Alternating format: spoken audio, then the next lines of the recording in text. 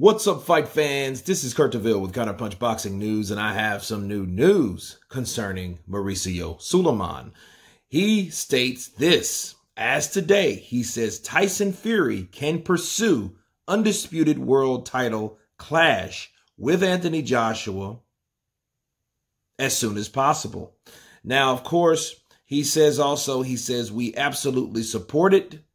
The British rivals could battle for the world heavyweight belts next year. Okay. Now,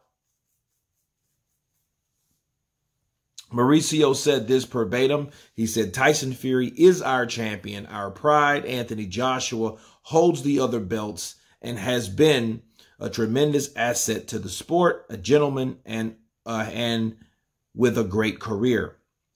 To see this showdown, Fury Joshua, would be tremendous for everybody in the sport of boxing, and we absolutely support it. The WBC has no blocks right now. There is no mandatory contender. There is an issue that we are aware of, that Tyson Fury and Deontay Wilder have some sort of mediation process going on, and that's the only thing. But we don't have the details. We're just hoping that everything gets resolved and everybody is happy and we see the great fights inside the ring. Those are the words of Mauricio Sulaiman. And when I read this, I already knew, because maybe a week ago he came out with, oh, well, yeah, we are aware of the mediation process, but I'm not sure what it is. He's went a step further, okay? Mauricio he's making his play. Okay, he's supporting the fight just in case Wilder loses the mediation process or it's not in his favor, so to speak. So he will and can. He's already said things about Anthony Joshua similar not too long ago, about how he does accept Anthony Joshua to fight for the WBC belt after knowing that that's the only belt that Anthony Joshua doesn't have currently. So, of course, he's doing that. But why do you think he's doing that, you wonder? Money. Because he knows, just like he said in this article, Anthony Joshua is a great asset to the boxing community, because he knows Anthony Joshua is the highest paid fighter probably right now.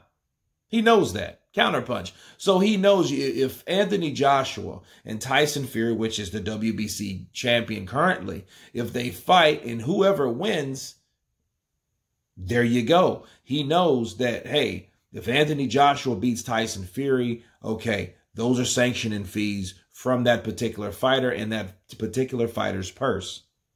Okay? Whereas if Wilder and Tyson Fury come to an agreement to fight, and it is in Wilder's favor, what could happen at that point? That would be fine too. But the way he's talking, I think he's promoting this fight. That's why he's supporting it. And that's like I told people when the fight was over in February. There is no mandatory fight if Mauricio supposedly made it mandatory that particular time.